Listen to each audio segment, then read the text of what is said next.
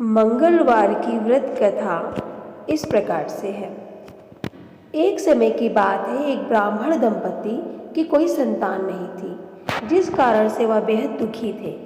एक समय ब्राह्मण वन में हनुमान जी की पूजा के लिए गए। वहां उन्होंने पूजा के साथ महावीर जी से एक पुत्र की कामना की। घर पर उसकी स्त्री भी पुत्र की प्राप्ति के लिए मंगलवार का व्रत करती थी। वह मंगलवार के दिन व्रत के अंत में हनुमान जी को भोग लगाकर ही भोजन करती थी।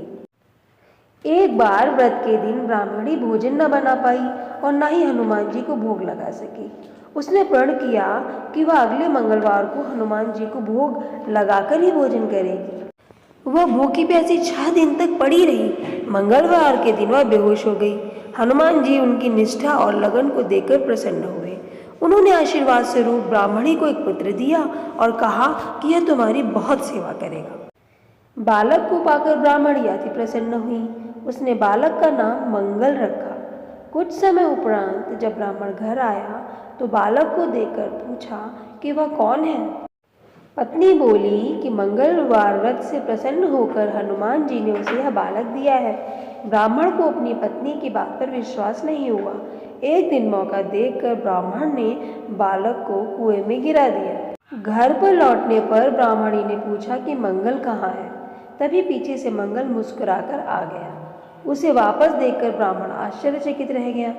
रात को हनुमान जी ने उसे सपने में दर्शन दिए और बताया कि यह पुत्र उसे उन्होंने ही दिया है।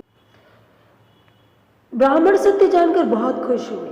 इसके बाद ब्राह्मण दंपत्ति प्रत्येक मंगलवार को व्रत रखने लगे। जो कोई भी मनुष्य मंगलवार की व्रत कथा को पढ़ता है अथवा सुनता है या सुनाता है और नियम से व्रत भी रखता है, उसे हनुमान जी की कृपा से सब परेशानियां खत्म हो जाती हैं, उसके सब कष्ट दूर हो जाते हैं और वह सर्व सुख को प्राप्त करता है और हनुमान जी की दया का पात्र बनता है। वैसे तो बजरंगबली की पूजा बजरंग बाण, संकट मोचन हनुमाष्टक और हनुमान चालीसा के द्वारा की जाती है, लेकिन इस कथा को पढ़ने से भी हमें पुण्य का फल प्राप्त होता है।